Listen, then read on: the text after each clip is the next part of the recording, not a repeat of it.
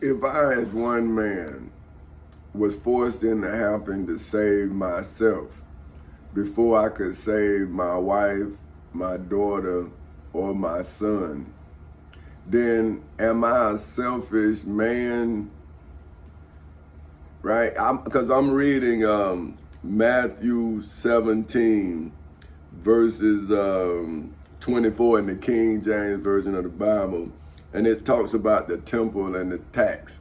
And it says 24, and when they were come to Capernaum, they that received tribute money came to Peter and said, doeth not your master pay tribute? He said, yes. And when he was come into the house, Jesus prevented him, saying, what thinkest thou, Simon? Of whom do the kings of the earth take custom or tribute? Of their own children or of strangers? Peter said unto him, of strangers. Jesus said unto him, then art the children free? Notwithstanding, lest we should offer them, go down to the sea and cast a hook, and take up the fish that first cometh up, and when thou hast opened his mouth, then thou shalt find a piece of money. That take and give unto them for me and thee. So now, how can you then justify giving a tribute to a church leader in the name of Jesus? When did you go to the sea with a hook, catch a fish, open its mouth, and then take the money out of the fish mouth? When did you do that? You are taking money from poor people who can't feed their children. So see, Jesus is talking about you preachers, man, that have turned yourselves into kings. See, listen, and when they went to Capernaum, they that received tribute money. See, they that receive. See, so now, when you go to church, those who receive your tithe money come to you. They that receive tribute money. See, your tribute is your tithe. See, now, but they said, Jesus say pay tithes. Jesus say go get a fish, and it say he prevent. See, look, Jesus prevented. Okay, let's look at what prevent means. See, man, if you gonna do this, man, tell the truth, man. Don't take from poor people, man. We already poor, man. This ain't right. Look, prevent it, to keep from happening or existing. So to hold or keep back, to deprive of power or hope of acting or succeeding. So he was saying, don't pay tithes. See, you know, man, this ain't right, man. I mean, how could you do this? It says, so they that received tribute money came to Peter and said, doeth not your master pay tribute? He said, yes. See, so that means your preacher is the one that's like Peter. See, and Peter is the one that Jesus said was Satan. He said, get behind me, Satan. Now, Peter said, yes, he paid tribute. Jesus said no. See, right here, if you want to look at it, is Matthew 17 in the King James Version, verse 25. And then say, now this is what I have been saying, right? See, in my economy is a family insurance, right? It's like life insurance. But the way the devil speak of life insurance, you have to die before you get compensated. So you just get money for your death. Now, I don't understand why they call that life insurance, because you dead now. But what my company do is, see how I had to defend my life before I could defend my wife, my daughter, and my son? This is my economy anyway. See, I made sure that my wife, my daughter, and my son had everything they needed. Plus, if my daughter and my son did everything that they were supposed to do, then I had to have discretionary income so I could then pay for whatever they wanted, so I could come up on my end of the bargain that we made, right? See, that's why I keep telling people, my children had options. They had choices. They could make their life as as easy as possible. Now my daughter, she didn't want no problem. Now my son, he had to get a little bit more attention, but I understood that because he looking at me. So if he see me, he gonna try to emulate me. And I understood that because my daddy, see, excuse me. And this is what I'm telling people. Now my mother, because like I say, my daddy was abusive, so I was trying to tell my mama to leave him. But she used to tell me it's better to have a piece of daddy than no daddy at all, right? But I didn't understand what she was saying until I became a father. And then I started seeing myself in my images. See, I'm like, oh man, see now I can see, because I was a kid, I'd never been a father until my daughter made me a father. So now I'm seeing my father's plight. See, and now I'm trying to talk to him, but see, that's what I'm saying. If he looking at me and he don't see himself, then it's like, man, we can't have a conversation. But I'm trying to tell him it's not a conversation based on this job. It's a conversation based on fatherhood. But he couldn't understand that. But he told me that he didn't know his daddy. You know what I'm saying? So, see, so he was just giving me something that he even said he himself didn't know.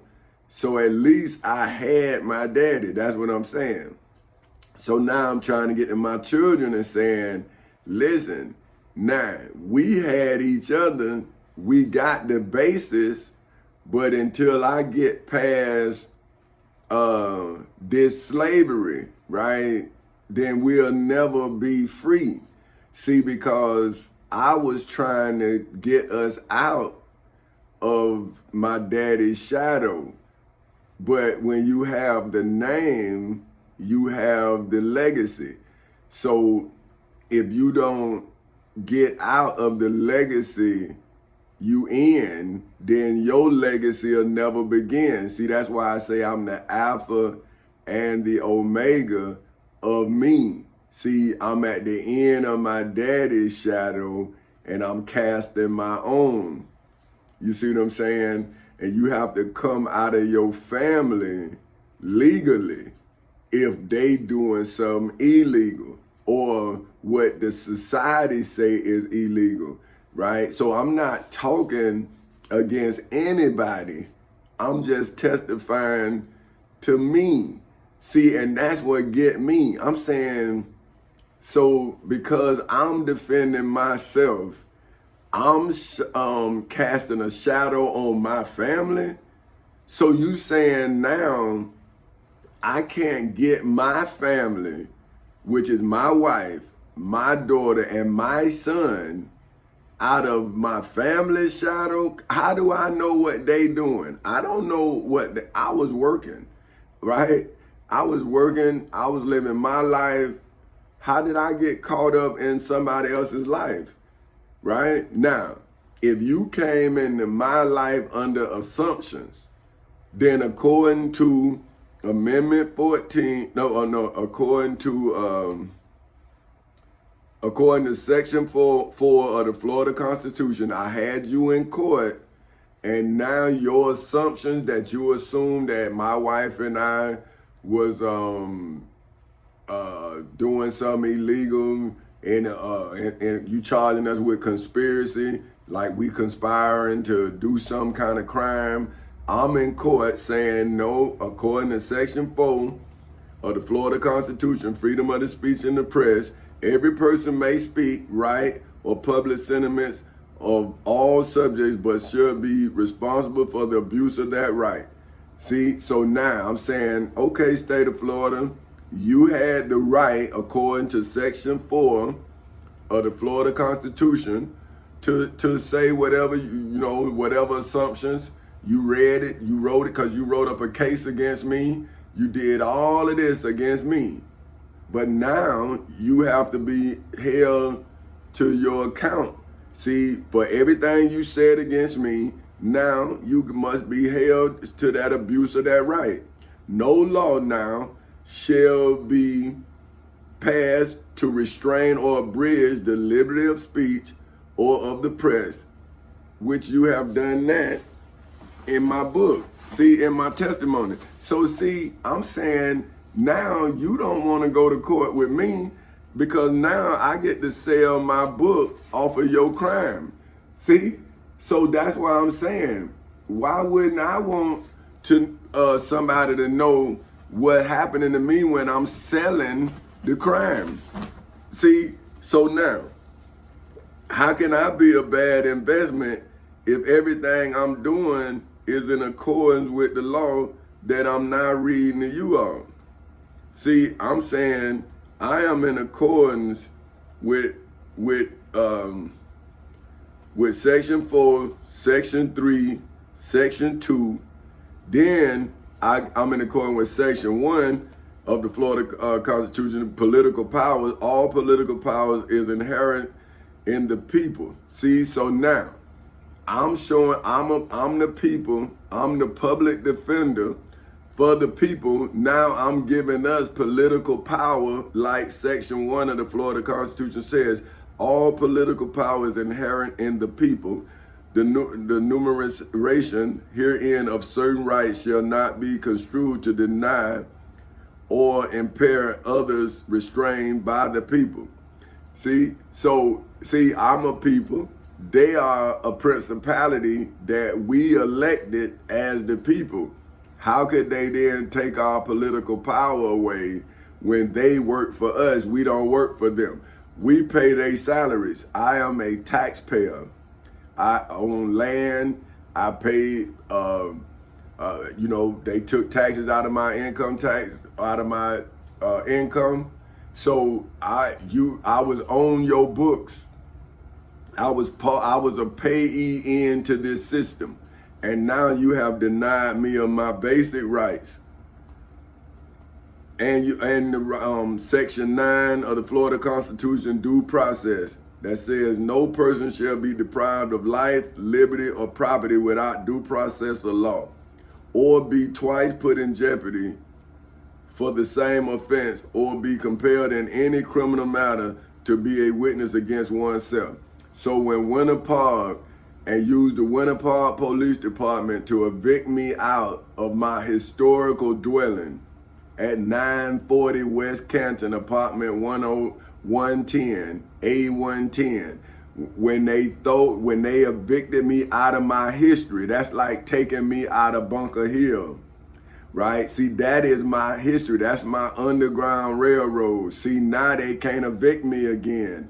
See, but because I know the law, I have to allow them to violate the law, and then see now, because of due process, no person shall be deprived of life, liberty, or property. I have been denied of my life, my liberty, and myself, which is my property, for 15 years after I emancipated myself in the civil and criminal courthouses in Seminole and Orange counties in the state of Florida on August 12, 2008 at 10:40 in the morning. See, but if I didn't emancipate myself, then I could not emancipate my wife, my daughter, my son. See, I couldn't emancipate nobody because I did not prove beyond a shadow of a doubt that I'm a slave. See, I'm a descendant of slaves. Now you have denied me due process as if I'm a slave myself. So now, if I act the fool, then you get away with the foolishness that you done. See, you not acting a fool, you are a fool. See, I would be acting like a fool because I would act like I did not know about your foolishness. See, so you denied me due process. You imprisoned me for a debt that is yours, and that is against Section 11 of the Florida Constitution that says no person shall be imprisoned for debt except in case of fraud. So you, the state of Florida, committed a fraud against me and then put me in jail to hide your debt to the national debt. See, so the state of Florida violated Section 11 of the Florida Constitution when it imprisoned me to then hide its crime that caused the validity of the national debt to not be in question. So by me using Amendment 14, see, of the United States Constitution in the federal court as well as state court, now the validity of the national debt is not in question. And so by them putting me in jail, see how I used them to then make an airtight case where, see, I'm making them go all through the Constitution violating it. So see, now I'm tracking them right back the same way. See, the same way they tried to track me, I was tracking them. Now I'm tracking them right back with that same evidence in the same courthouse. See, but y'all, you know, okay, look, see, this is what they violated. This is what the state of Florida put the United States debt in jeopardy. And I'm in court defending it, and I'm paying off the debt with the truth. See, so I am doing a service to the country, and you're trying to say I'm a terrorist, but I am the one giving you the truth, the whole truth, and nothing but the truth about my God, for whom name is King Tommy Chancy Cowser Sr. of Folk Houses Incorporated. Now, if Jesus was me, well, you didn't accept Jesus to your Lord and Savior, which is the high priest Caiaphas, plotted against him with the high priests, the chief priests, the scribes, and the elders, and with Pontius Pilate, to then take him out of your spiritual world and put him under Roman law, and then crucify him against the laws of your God, for whom name is Moses. See, so if you don't recognize, then therefore is it not recognizable? So if you are the reason why we can't recognize Jesus because you killed him, and you are the reason why we can't recognize Dr. Martin Luther King's dream because you killed him and then turned his dream into this nightmare that I'm now living. So how are you instruments of righteousness if the state of Florida is against its own laws and the laws of the United States of America? Now, if the United States of America cannot put itself back together, then how is the United States of America united under this law? Amendment 14, Section 4, the validity of the public debt of the United States authorized by law, including debts incurred for payments of pensions and bounties for services in suppressing insurrection or rebellion, shall not be questioned. But neither the United States nor any state shall assume or pay any debt or obligation incurred in aid of insurrection or rebellion against the United States, or any claim for the loss or emancipation of any slave, but all such debts, obligations, and claims shall be held illegal and void in the civil and criminal courthouses in Seminole and Orange counties in the state of Florida on August 12, 2008 at 10:40 in the morning. So anything other after that, my children, my wife, my daughter, and my son have no obligation to pay that. That's void and invalid, illegal. See, so now we go back. See, now I have taken America back to, because now, see, you supposed to now go down to the sea. Now, this is what Jesus said now. Jesus said unto him, now this is Matthew 17 in the King James Version, verse 26 through 27. It says, Peter said unto him, of strangers. Jesus said unto him, then are the children free, notwithstanding, lest we should offer them. See, Jesus saying, like I'm saying, my kids are free. I chose to then try to free my nieces, my nephews. See, but they not my responsibility. I thought they were, but they not. They mama and daddy responsibility. But see, I just knew that I only had one opportunity to show love and not be selfish. But I knew that I had to be selfish to show love, because I knew that if I didn't win, then it didn't, everything that's what the President Abraham Lincoln faced too. See, that Emancipation Proclamation on January 1st, 1863 was hollow. If they didn't win the war, it didn't matter, right? So that's what I'm telling y'all. My emancipation didn't matter. If I didn't win in court, then I didn't free myself. But now that I'm free, how can you deny what I did for myself is now what I'm trying to do for you? But I did it because I knew that I only had one opportunity to do it. But you kept going to work. You done took my children. You done took my wife, and you think I'm crazy.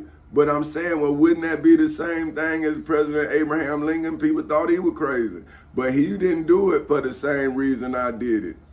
He said that he wouldn't have saved one slave if he could save the Union. See, I'm saying, hey, man, I had already saved the Union, but now you telling me that if I couldn't save all my people, then I'm saying, well, I don't want to save the Union. Because you telling me I could be free, but now I'm a slave and the Union free? I'm saying, wait a minute, now we in court. So now you saying that you can violate my rights and you have rights? So if America is notwithstanding, lest we now should offer them, did America offer you and your children to me? Because look, it says, then he says, go die to the sea. Now this way y'all supposed to go now, and cast a hook and take up the fish that first cometh up. That means the first fish you catch. And when thou hast opened his mouth, so you're supposed to open that fish mouth, thou shalt find a piece of money. So he's saying in the fish mouth that you caught is money. Okay? And he said, take that and give up to them for me and thee. So see, when you catch a fish and it has money in its mouth, that's when you pay tithes. See, that's a parable. That means that'll never happen. How you gonna go? When did you catch a fish and money in his mouth? See, so now, see, these people been lying to y'all, getting y'all tithe money when Jesus himself said that you supposed to go catch a fish before you pay money. He prevented Peter. Now, Peter is the one told y'all to pay taxes, see, and pay tithes, right? But now here I come. See, what Caesar Augustus is the one that told y'all that the whole world should pay him a tax. And that started your Lord and Savior's life to begin in a manger where animals eat, and then become an animal when they replace him with a lamb. So now, is it that kind of funny that he was born in a manger where animals eat, and then he was substituted for the lamb that Moses fed the Israelites on the Passover out of Egypt? Now the lamb is now human. So see how the spiritual world made a human a lamb, but in the physical world, God made a lamb meal for a human so they can be strong enough to leave the next day. So now Jesus commemorated his body, right, with bread, but Moses actually fed his people a lamb.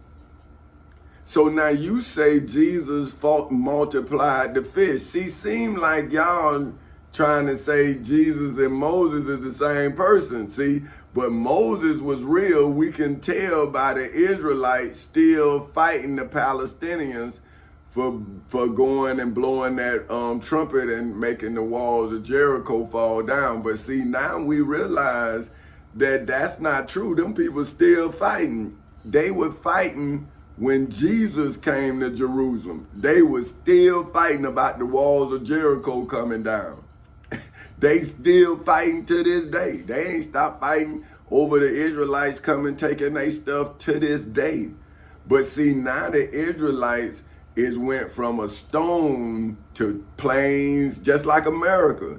See, so you're not the greatest country. You have the greatest might. You have built machines because you know you couldn't beat Goliath.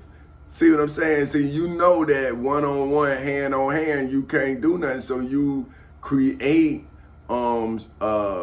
tactics that it takes strategy, see, in order to defeat you. So you need a strategist, right? So now, if you don't have a plane, then you have to have a mind, see, to bring the plane down. So that's what they saying. See, now I control the pilot because the pilot took the same oath I took. So the only thing they doing now is they trying to distort the message to the pilot. So now the pilot don't know what coordinates to drop the bomb. See, these people can drop bombs on you. See, but now you say I'm wrong for wanting the same justice that they seek all over the world. See, I was in the military in a war. We dropped bombs. See, now you want to be out of order, but you want to use the military for your own selfish gain. See, but I'm saying no. See, I'm using the military to bring order to chaos. See, and I'm giving them the evidence, the legal evidence, the historical evidence, the biblical evidence, the religious evidence, the spiritual evidence, the financial evidence, the mental evidence, and the federal evidence to support the bringing order back to chaos that you started. See, all you had to do was give me back my property. That was it. But you made us go on this journey. See, I'm telling people I didn't want to do this. But now that I have done it, how can you deny it? See, I'm saying, well, if I wasn't me, then look at what you'd have got away with killing me. But now, since you done attempted to kill me, now you want to settle with me? Well, how do you settle with me and I wouldn't have been able to settle with you? If I would have hurt one of your citizens, then you wouldn't have been settling with me even though you auctioned off your citizen. Just like Jesus say, notwithstanding lest we should offer them. See, you offered your citizens to me, but you wanted me to hurt one so you could then punish me. But now I'm saying to your citizens that you offered, I'm saying, well, see, I took you in exchange for their chaos. I'm saying, well, look, I thought you was important to me. So now I'm saying, well, look, let's build a place for us when they tried to offer you to me as a sacrifice. See, so they offered you as a pawn in their chess game. But I'm telling you, I play chess like checkers because I'm my own piece. So see, once I wouldn't sacrifice me, why would I sacrifice you after I won the chess match without sacrificing any? See? So if I haven't sacrificed any, why would I want to sacrifice any now? See, the thing that I sent, see, it says, notwithstanding we should offer them. Now, what I offered was the Florida Constitution, the United States Constitution. the Florida Bill of Rights, the United States Bill of Rights, the statutory law, and the Civil Rights Act of 1964. I offered that in self-defense.